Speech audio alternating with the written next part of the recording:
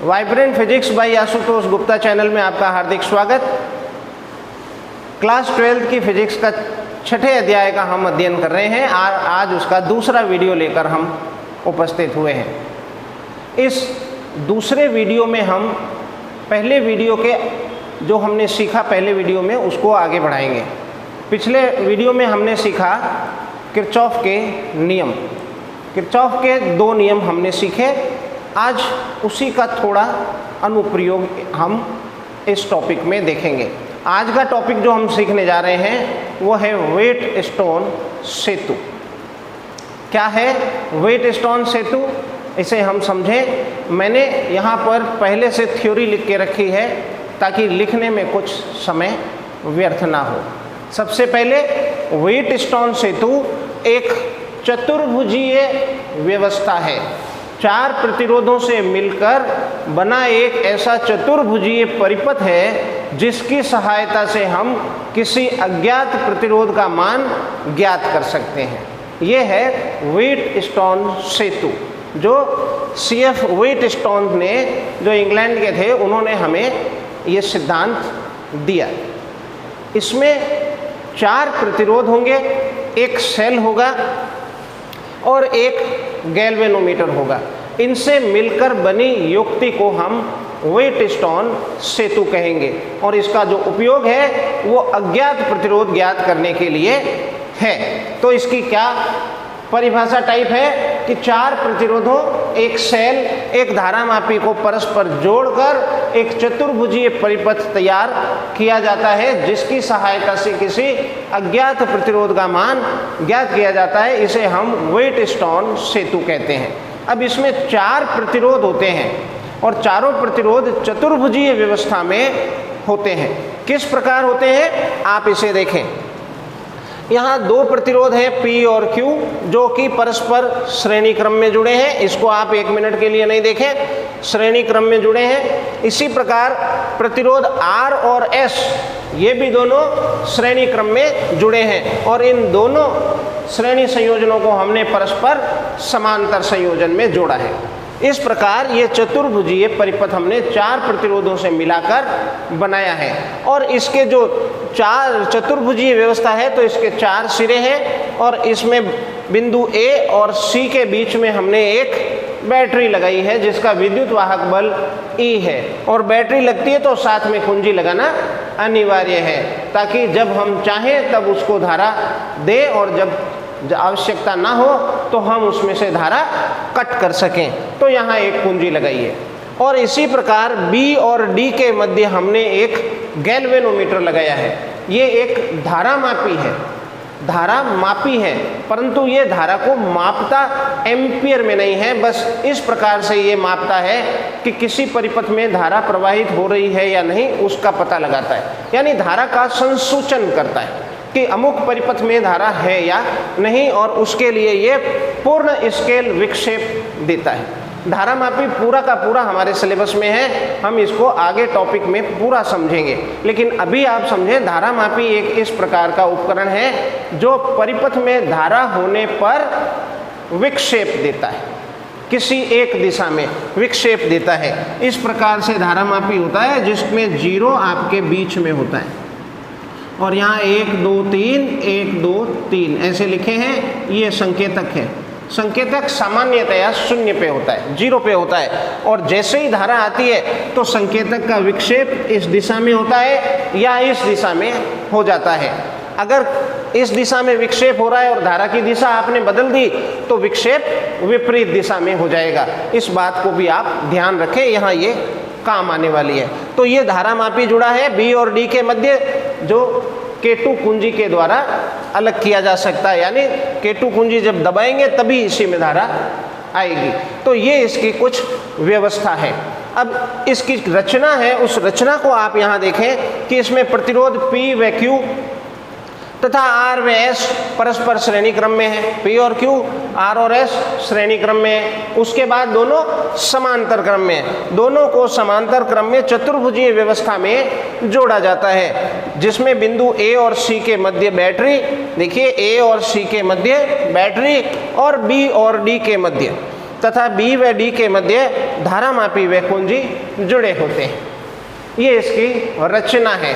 अब इसमें भुजा P और Q को, इस प्रतिरोध को हम आनुपातिक भुजा कहते हैं। इस भुजा में जो प्रतिरोध जुड़ा है, तो भुजा कौन सी? AB और BC।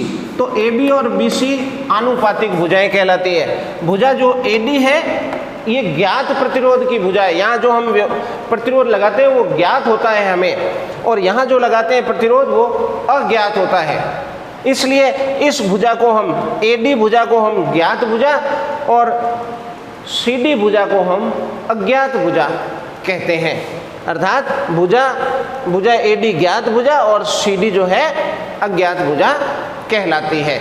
बच्चों, ये अज्ञात भुजा है क्योंकि हमारा मेन उद्देश्य क्या है? हमारा उद्देश्य यहाँ है कि अज्ञात प्रतिरोध का मान ज्ञात किया जा सके, ये हमारा उद्देश्य है। तो जिस अज्ञात प्रतिरोध को हमें ज्ञात करना होता है उसको हम यहाँ लगाते हैं, और एक ज्ञात प्रतिरोध यहाँ लगाते हैं। क्यों करते हैं ऐसा, ये आगे आपको समझ में आएगा। तो ये इसकी जो थियरी है आप इसको नोट कर लें। हम चलते हैं आगे। अब जैसे ही हम इसमें धारा प्रवाहित करेंगे तो हमें देखना है कि धारा का प्रवाह किस प्रकार से होगा, ये हम यहाँ समझने की कोशिश करेंगे। बच्चों,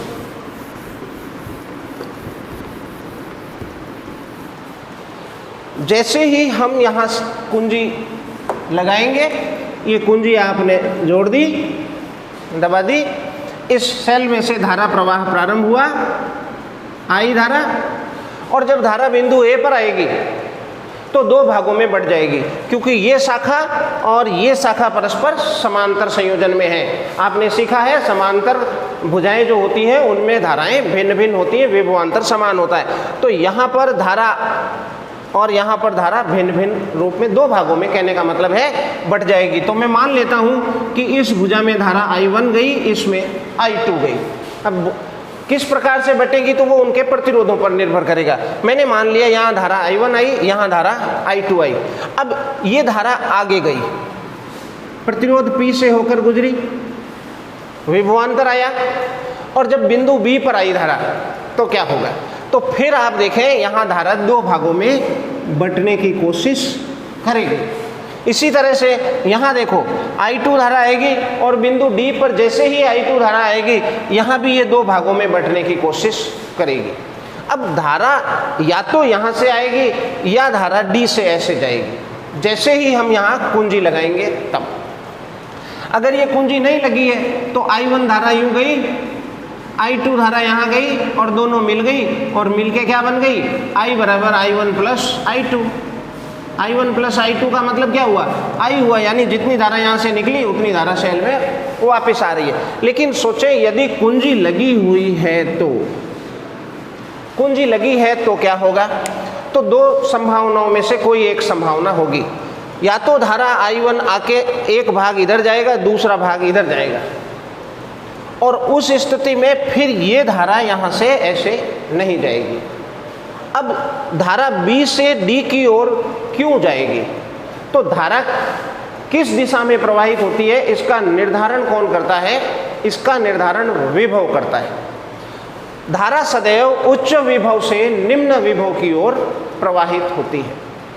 अब मैं मान लूं कि बिंदु B का विभव यदि उच्च है बिंदु D के विभव से, तो धारा I1 यहाँ दो भागों में बटेगी, एक धारा इसमें जाएगी, मान लेता हूँ मैं इसमें IG मान की धारा प्रवाहित हुई, तो इस भुजा में जो धारा जाएगी वो होगी I1 माइनस IG, इस भाग में धारा जाएगी। और अब ये धारा इधर नहीं जाएगी क्योंकि ये निम्न विभव पर है और धारा का प्रवाह निम्न से उच्च नहीं होता, उच्च से निम्न होता है, और उस स्थिति में धारा ये सीधी निकल जाएगी। लेकिन जैसे यहाँ आएंगे ये धारा IG जो आ रही है ये इसमें जुड़ जाएगी, और इसलिए इस जगह बन जाएगा क्या? I2 प्लस IG, ये जुड़ गया। और यहाँ से धारा आगे आएगी। अब ये दोनों धाराएं मिलेंगी तो मिलके क्या होगा, इन दोनों को जोड़ लो, जोड़ लोगे तो IG से IG कट जाएगा, फिर I1 प्लस I2 रह जाएगा। तो ये होगा, मैं लिखूं पहला बिंदु, जब कुंजी K1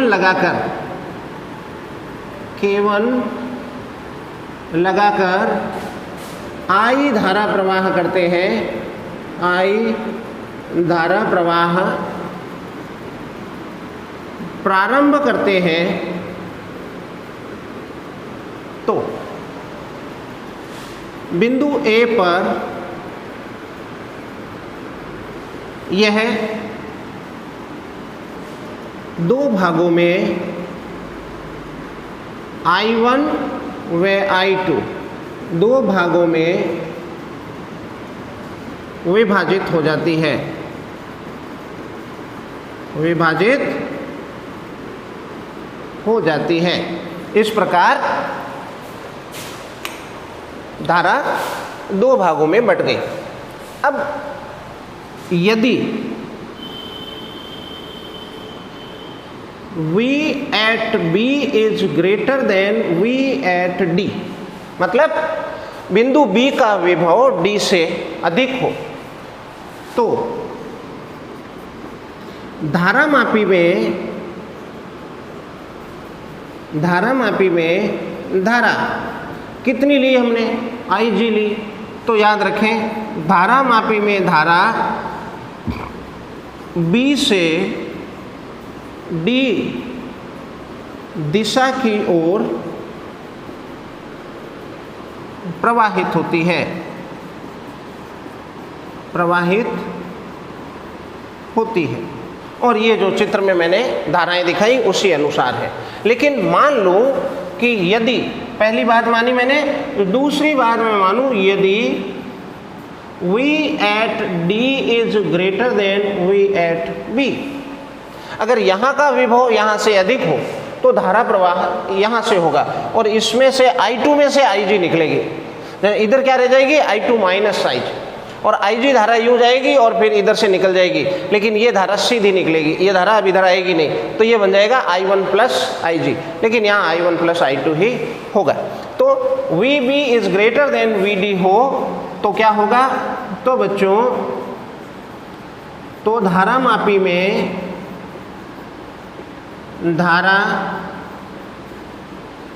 प्रवाह किधर होगा, D से B की ओर, प्रवाह D से B की ओर होता है। चलो प्रवाहित तो दो बार आ गया, होता है, यहाँ हटा दो। धारा इस दिशा में जाएगी, लेकिन तीसरी स्थिति हो सकती है। अब मैंने यहाँ कहा कि B का विभव ज़्यादा हो तो यूँ आएगी धारा, D का विभव ज़्यादा हो तो धारा इधर आएगी। तो ये इसका विभव ज़्यादा होगा, इसका विभव ज़्यादा होगा, निर्धारण कौन करेगा, तो निर्धारण करेगा इनका प्रतिरोध। जिस अनुपात में हमने प्रतिरोध लगाए हैं उस अनुपात में ये विभव अधिक या कम होंगे। अब तीसरी स्थिति हमारे पास और बनती है, और वो तीसरी स्थिति क्या है कि यदि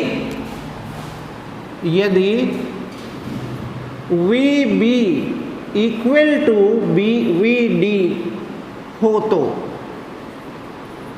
तो अब आप सोचें धारा प्रवाह किस दिशा में होगा।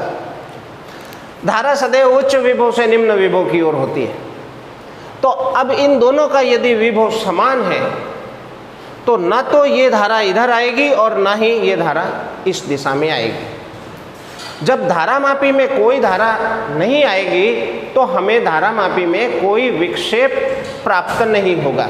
जैसा पहला पॉइंट आपने देखा कि धारा जब VB is greater than VD है तो धारा प्रवाह किधर हो रहा है, B से D दिशा में हो रहा है, यानी गैल्वेनोमीटर में धारा आ रही है।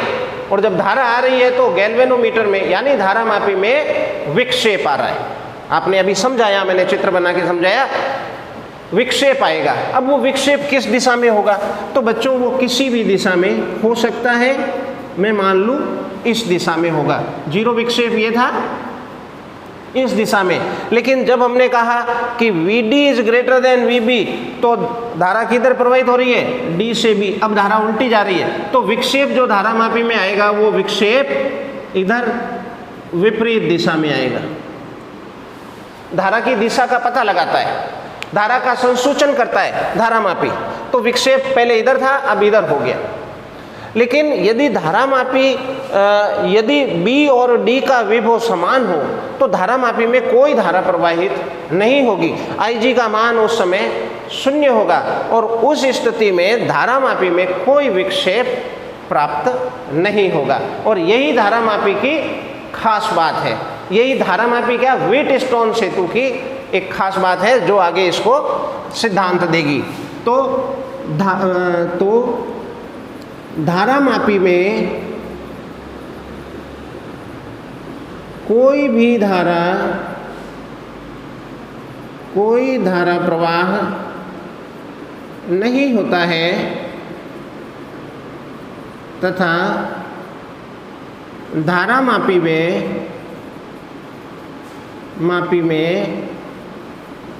शून्य विक्षेप प्राप्त होता है। धारामापी में शून्य विक्षेप प्राप्त होता है। इसे व्हीटस्टोन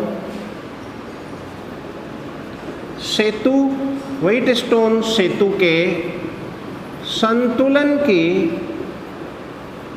अवस्था कहते हैं। संतुलन की अवस्था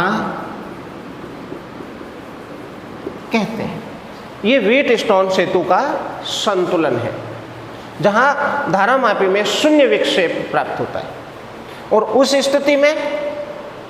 उस स्थिति में धारा I1 इधर जाएगी, अब इधर आएगी नहीं तो धारा I1 इधर ही बनी रहेगी। और इसी प्रकार I2 इधर आएगी, इधर नहीं जाएगी, नहीं इधर से कोई धारा आ रही है तो धारा I2 इधर ही बनी रहेगी।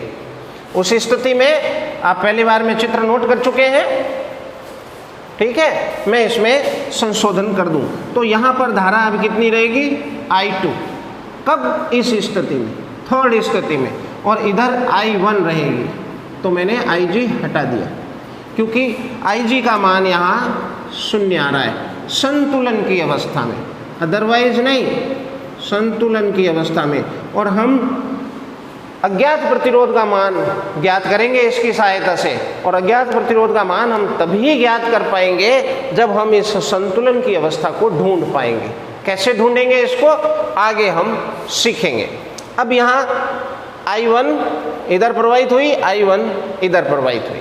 अब हम इसके सिद्धांत की ओर आगे बढ़ रहे हैं। बच्चों, हमने कहा कि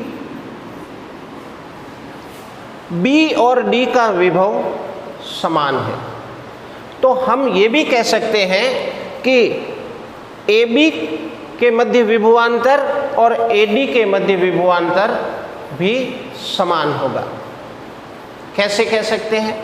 आप समझे कि इन दोनों बिंदुओं का विभव समान है, ठीक है, और इस प्रतिरोध पर विचार करें दोनों पे। तो इस प्रतिरोध का इस सिरे का कुछ विभव है V और इस सिरे का भी कुछ विभव होगा। इसी प्रकार इस प्रतिरोध के इस सिरे का विभव है D पर जो विभव है VD और इसी प्रकार इस प्रतिरोध का भी कुछ विभव होगा। लेकिन दोनों ही प्रतिरोधों के इधर वाले जो सिरे हैं दोनों एक साथ जुड़े हैं यानी समान विभव पर है। मतलब प्रतिरोध P का ये सिरा इस विभव पर है V at A, यहाँ लिख दूँ V at A, और R प्रतिरोध का ये वाला सिरा भी V at A विभव पर है। और इस प्रतिरोध का ये सिरा और इस प्रतिरोध का ये सिरा दोनों तो समान विभव पर है ही, और इसलिए इन दोनों के विभव का अंतर भी समान होगा। और इसलिए मैं लिख सकता हूँ यहाँ कि VA minus VB equal to A minus VB लिख दिया और फिर VA माइनस VD लिख सकता हूँ। क्यों लिख सकता हूँ, समझ में आया आपको? ये दोनों समान विभव पर हैं और ये इस प्रतिरोध के लिए दोनों के लिए बात करूँ तो दोनों के ये बिंदु समान विभव पर हैं और इसलिए इन दोनों का विभव का अंतर भी समान होगा, विभवांतर समान होगा। और इसलिए मैंने लिख दिया VA minus VB equal to VA minus VD। इसका मतलब क्या है? इसका मतलब है प्रतिरोध P पर विभव बराबर प्रतिरोध R पर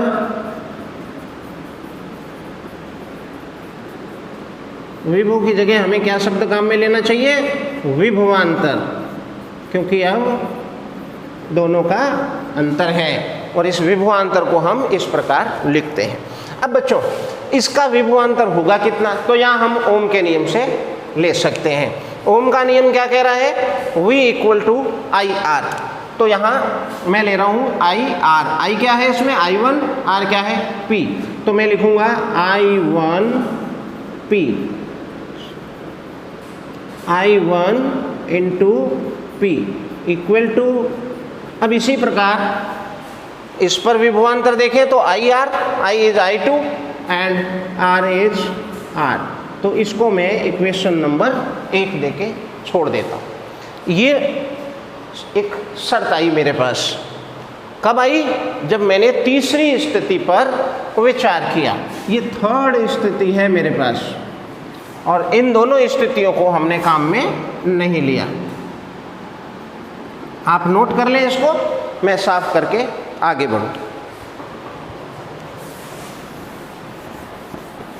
बच्चों इसी प्रकार जिस प्रकार से हमने ये कहा कि इसका विभवांतर और इसका विभवांतर बराबर होगा, आप सोचें क्या वो बात यहाँ भी लागू है? सोचें, अपना दिमाग लगाएं। तो मैं सोचूं कि इस प्रतिरोध की बात करो, इसकी बात करो, तो इसके एक सिरा इधर वाला, इसका ये सिरा ये वाला, दोनों समान विभव पर है, ठीक है। लेकिन इस प्रतिरोध का इधर वाला सिरा और इस प्रतिरोध का इधर वाला सिरा बिंदु C पर एक साथ जुड़े हैं और इसलिए ये भी समान विभव पर है। तो ये दोनों समान विभव पर और ये दोनों समान विभव पर, यानी इनका भी विभवांतर समान होगा। तो मैं इसको भी यहाँ लिख सकता हूँ। कैसे लिखूँ बच्चों? तथा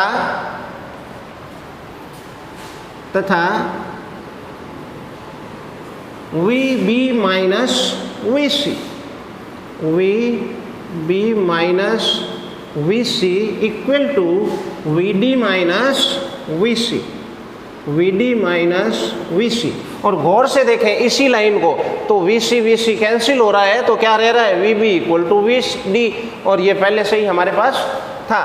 तो इसका मतलब क्या हुआ कि प्रतिरोध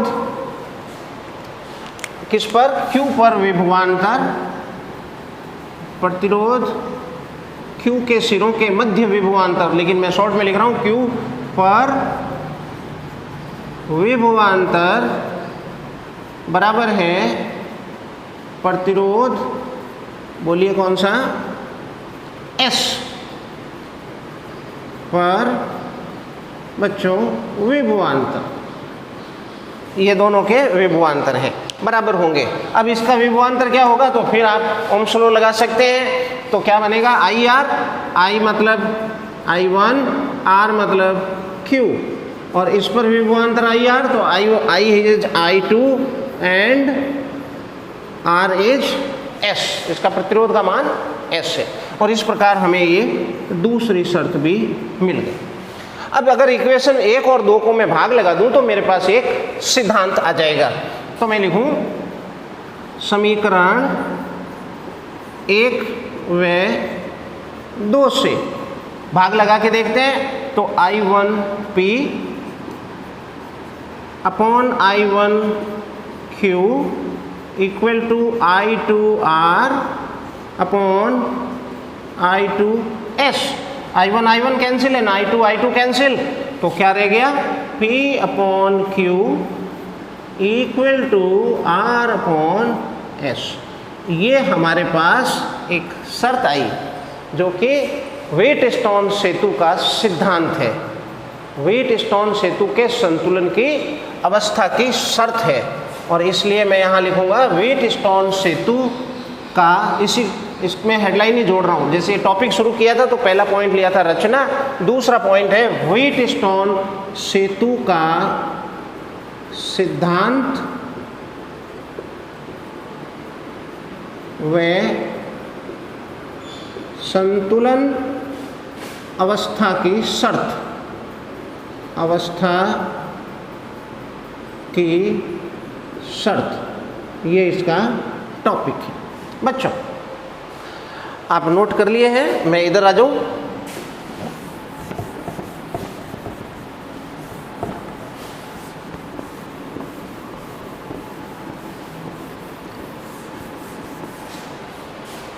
यह है व्हीटस्टोन सेतु के संतुलन की शर्त है। और इसी शर्त का हम उपयोग करके, जिसका उपयोग करके या जिसकी सहायता से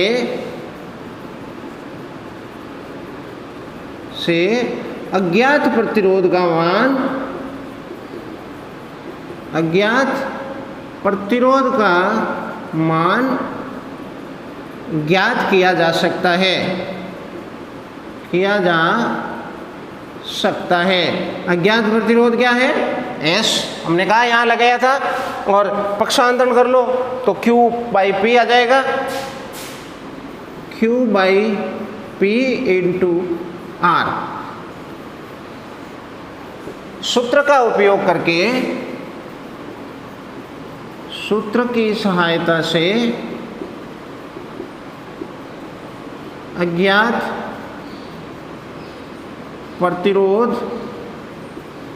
ज्ञात करते हैं। बच्चों ये टॉपिक कंप्लीट, लेकिन अभी यहाँ कुछ छूट रहा है।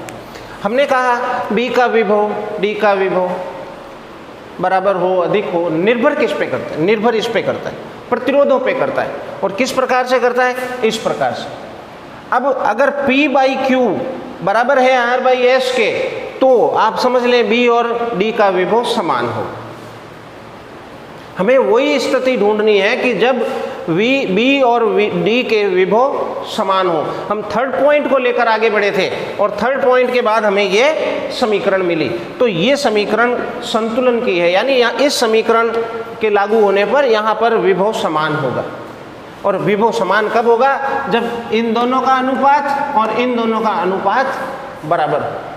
P और Q का अनुपात, R और S का जब अनुपात बराबर होगा, तो फिर ये जो है B और D का विभव समान होगा। और उसी समय हमें धारामापी में कोई धारा नहीं मिलेगी, यानी शून्य विक्षेप प्राप्त होगा। बच्चों नोट करें आप। अब करते क्या है, प्रयोग कैसे करते हैं? ये प्रयोग है एक, जिसमें हम P और Q को आनुपातिक भुजाएं कहते हैं। तो इसका अनुपात हम पहले से ही सेट कर देते हैं। मान लेते हैं इसका अनुपात 2 है, this/this = 2 है। अब ये चूंकि अज्ञात प्रतिरोध है, हमें नहीं पता कितना है, तो हम क्या करते हैं, इस प्रतिरोध के मान को लगातार बदलते जाते हैं, बदलते जाते हैं। और बदलते बदलते कोई तो ऐसी प्रतिरोध की सिचुएशन आएगी कि हम अचानक कोई ऐसा प्रतिरोध लेंगे, बदलते हुए निश्चित क्रम में चलते हुए हम कोई तो ऐसा प्रतिरोध लेंगे जिसमें इसका और इसका अनुपात 2 हो जाएगा, क्योंकि इसका और इसका अनुपात पहले से ही 2 कर रखा है। तो जब हम इसको बदलते हुए एक ऐसी स्थिति में पहुंचते हैं जब इनका अनुपात भी 2 हो जाता है, उस समय संतुलन की शर्त का पालन हो जाता है, और उस समय धारामापी में कोई विक्षेप नहीं आता और धारामापी में शून्य विक्षेप प्राप्त होता है। अब हम क्या करते हैं कि हम सबसे पहले कुंजी K1 लगाकर धारा प्रवाह प्रारंभ कर दिया, धारा प्रवाह प्रारंभ किया, और K2 कुंजी को लगाया, तो धारामापी में धारा प्रवाहित होने लग गई। और धारा किसी एक दिशा में जा रही है, या तो इस दिशा में जा रही है धारा, या इस दिशा में जा रही है। इस दिशा में धारा जा रही है या धारा इस दिशा में आ रही है। अब हम इस प्रतिरोध के मान को बदलते जाते हैं तो एक स्थिति ऐसी आती है जब यहाँ विभव समान हो जाता है, और विभव समान होते ही इसमें कोई विक्षेप प्राप्त नहीं होता। तो हम बार बार इसको बदलते, ये ज्ञात भुजाएं, ये अज्ञात भुजाएं। इस प्रकार हम अज्ञात प्रतिरोध का मान ज्ञात करते हैं। मैं लिखूं बच्चों कि प्रयोग में भुजा R प्रतिरोध को परिवर्तित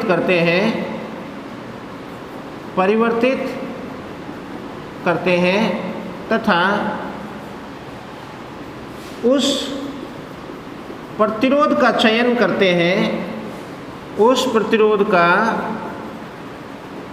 करते हैं, जबकि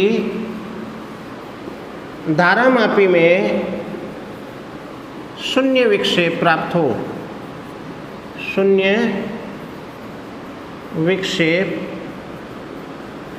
हो। उस प्रतिरोध का चयन कर लिया और उस प्रतिरोध का मान यहाँ रख दिया।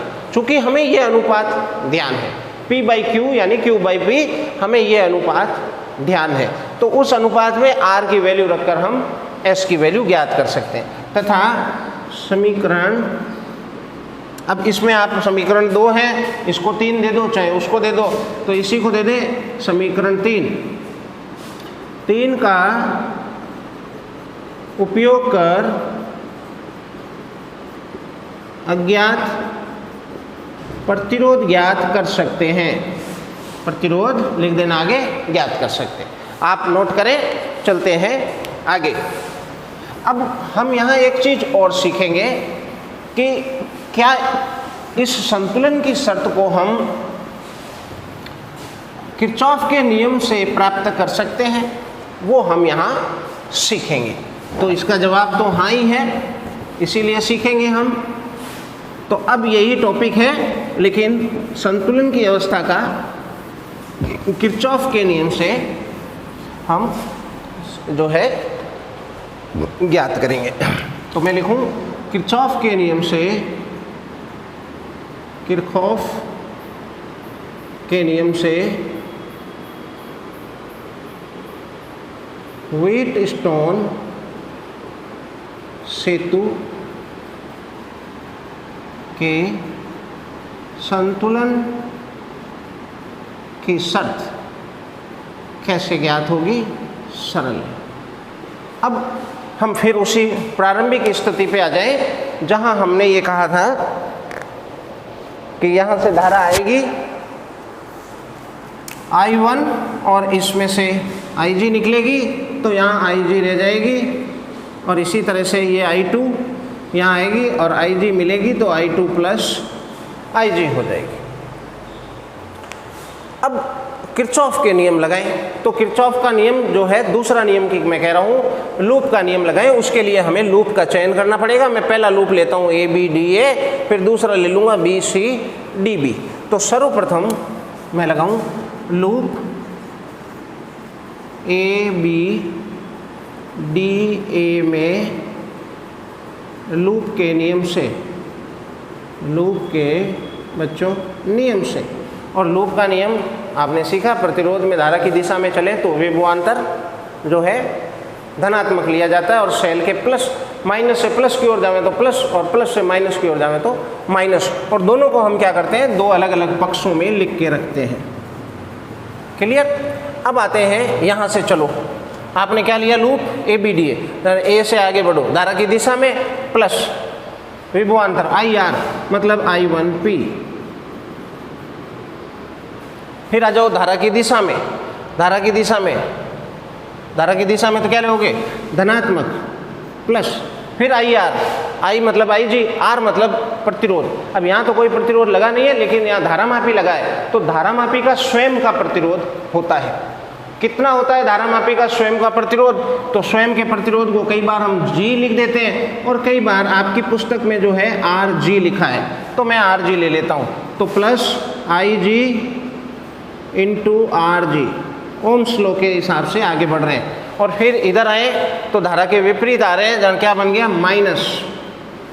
माइनस, फिर आई आर, तो ये बन गया I2R बराबर सेल आया कोई नहीं आया तो 0। ये समीकरण 1 मिल गई हमें, पहला लूप लगाया। अब दूसरा लूप में जो ले रहा हूँ, लूप BCDB में फिर मैं लूप का नियम लगाऊंगा, लूप के नियम से। लूप कौन सा? BCDB। तो B पहले शुरू किया ना, यहाँ B लिखा ना B, तो B से प्रारंभ करो, B से C। फिर धारा की दिशा में IR, I this R this, I minus I1 minus IG into प्रतिरोध कितना है Q। इधर आओ, धारा के विपरीत तो माइनस IR, I क्या है I2 प्लस IG इंटू प्रतिरोध कितना है S। एंड फिर ऊपर जाओ, धारा के विपरीत जा रहे हैं माइनस, तो ये नेगेटिव माइनस IR, I क्या है पता है IG है, R क्या है RG है, तो IG और RG बराबर खत्म हो गए प्रतिरोध, कोई शेल आया तो फिर 0, यानी इसको समीकरण नंबर 2 कह दो। ये तो मैंने सामान्य स्थिति में किरचॉफ का नियम लगाया। लेकिन व्हीटस्टोन सेतु कब महत्वपूर्ण हो जाता है? जब संतुलन हो। बिना संतुलन के उससे हम कुछ ज्ञात नहीं कर सकते। लेकिन जैसे ही हमें संतुलन मिलेगा, तो संतुलन का मतलब क्या कि गैल्वेनोमीटर में कोई धारा नहीं आए, यहाँ विभव समान हो जाए, तो हम उसका पूरी तरह से उपयोग करके अज्ञात प्रतिरोध ज्ञात कर लेते हैं। और उस स्थिति में IG होता ही नहीं है। तो आप कहेंगे यहाँ IG लेना ही नहीं था, पहले वाला ये IG हटा के ही काम हो जाता, तो बिल्कुल कर सकते थे, लेकिन आपको समझाने के लिए ये IG ले लिया। अब मैं यहाँ पर IG शून्य कर दूँ, तो मैं लिखूँ कि परंतु संतुलन की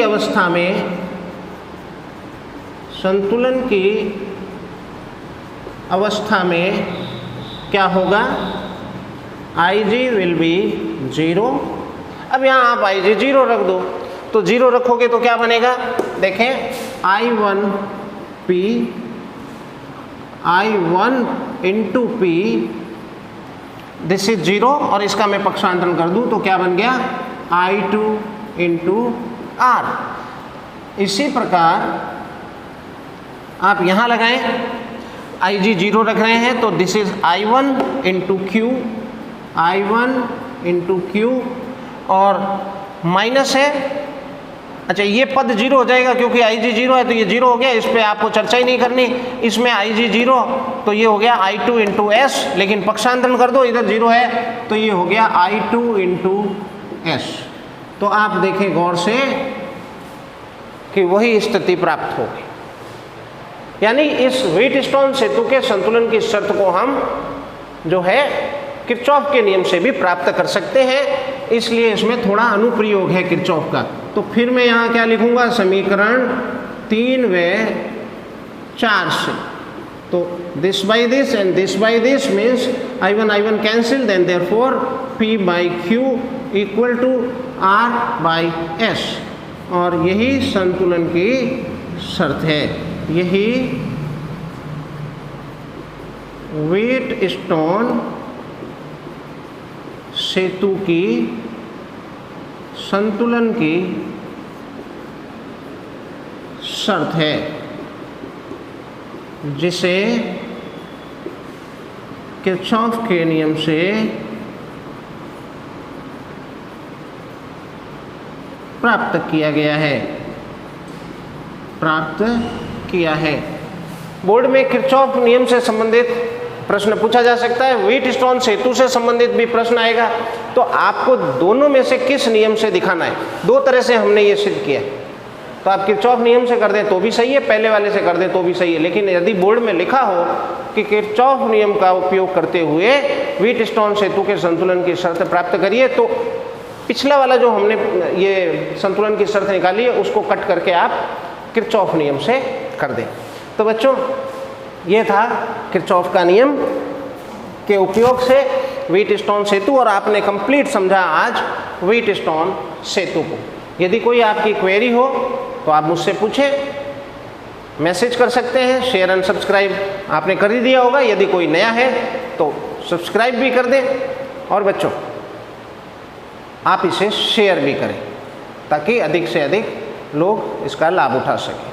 आज के वीडियो में इतना ही, फिर मिलेंगे पार्ट 3 में। तब तक के लिए पढ़ते रहिए, आनंद लेते रहिए। Thank you.